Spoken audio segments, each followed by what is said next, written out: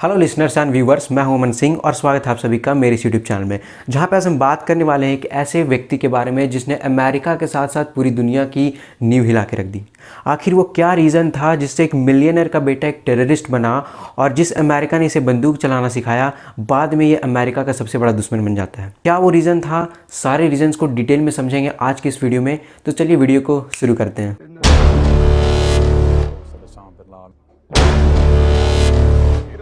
Suicide attack.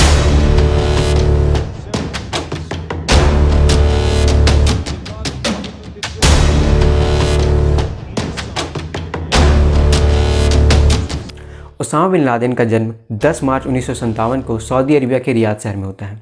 इनके पिता मोहम्मद बिन अवद bin Laden, जो कि सऊदी अरबिया के एक बहुत ही बड़े कंस्ट्रक्शन कंपनी के मालिक होते हैं, 1957 में प्लेन क्रैश में मौत हो जाती है। उसके बाद ओसामा बिन लादेन अपने स्टेप फादर के साथ रहने लगते हैं।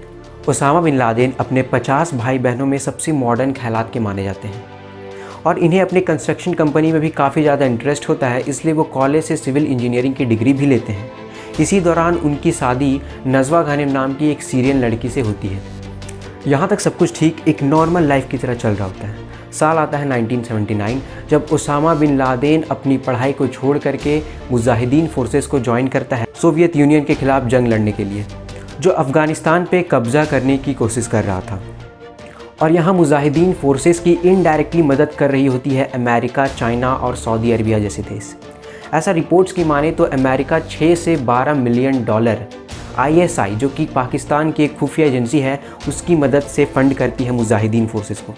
आपको यह जानकर के हैरानी होगी कि ओसामा बिन लादेन की जो ट्रेनिंग हुई थी वो भी US स्पेशल फोर्सेस के एक शख्स मोहम्मद अली ने दी थी। अगर यहाँ सीधी बात करें तो ओसामा बिन लादेन को ट्रेनिंग अमेरिका ने दी एक कॉम्बैट फाइटर की, और बाद में यह जा कर के अमेरिका के खिलाफ ही जंग छेड़ देता है। इसी लड़ाई के दौरान ओसामा बिन लादेन अपना एक खुद का बेस ईस्टर्न अफ़गानिस्तान में सेटअप करता है और अपने कुछ अरब फाइटर के साथ कई कॉम्बैट को जीतता है, जैसे कि बैटल ऑफ जाजी। अब बात आता है साल 1988 की, जब ओसामा बिन लादेन अल-कायदा का फॉर्मेशन करता है। और आपको यह बात सुनकर थोड़ी हंसी भी आएगी कि इस ग्रुप में ज्वाइन होने के लिए मेंबर्स की कुछ क्राइटेरिया भी थी, और इस क्राइटेरिया को अगर आप जानोगे तो आपको लगेगा यार ये एक टेररिस्ट ग्रुप है।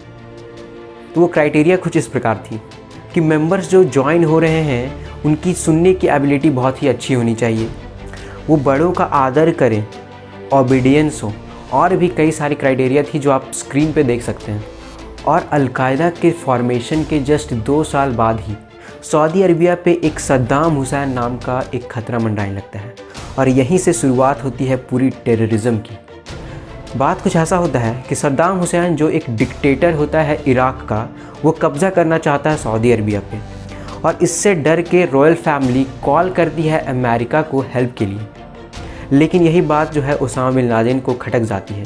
वो बोलता है कि हमें अपने लैंड पे किसी वेस्टर्न देशों की सहायता नहीं लेनी चाहिए, हमें अपनी लड़ाई खुद से विश्वास के साथ लड़ना चाहिए। लेकिन यहाँ पे ओसामा बिन लादेन की नहीं सुनी जाती, और अगले ही दिन US फोर्सेस की डिप्लॉयमेंट हो जाती है सऊदी अरबिया में।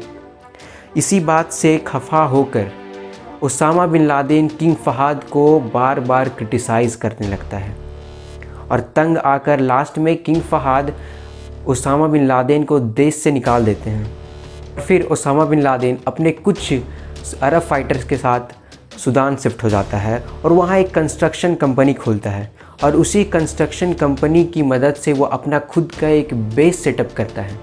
और वहीं ओसामा बिन लादेन की मुलाकात होती है इजिप्शियन इस्लामिक जिहाद से, जो कि अल-कायदा को एक टेररिस्ट ग्रुप में तैयार करता है। सूडान की गवर्नमेंट EIJ को अपने देश से निकाल देती है क्योंकि वो अपने प्रेसिडेंट होस्नी मुबारक को असैसिनेट करने की कोशिश करते हैं। EIJ के कांटेक्ट में रहने की वजह से ओसामा को भी देश से निकाल दिया जाता है US, चाइना और सऊदी अरबिया के प्रेशर में आकर के। सूडान से निकलने के बाद ऐसा माना जाता है कि ओसामा बिन लादेन बहुत ही कमज़ोर पड़ जाता है और उससे लगभग 300 मिलियन डॉलर का लॉस होता है।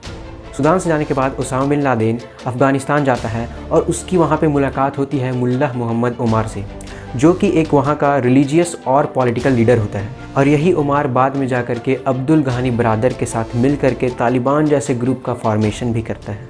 अब साल आता है 1996, जब Usama bin Laden Ayman al Zawahiri के साथ मिल कर के एक फतवा जारी करता है अमेरिका के ख़िलाफ़, जिसका वह टाइटल देता है declaration of war against the Americans occupying the 2 holy places.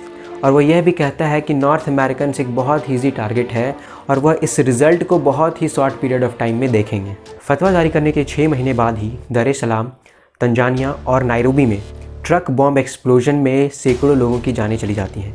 और इसी के जवाब में अमेरिका के president Bill Clinton cruise missile से हमला करवा देते हैं उसामा बिन लादेन के अफ़गानिस्तान और सूडान वाले ठिकानों पे। और इसी साल FBI उसामा बिन लादेन को टॉप 10 मोस्ट वांटेड लिस्ट में डालती है और $25 मिलियन का इनाम भी रखती है।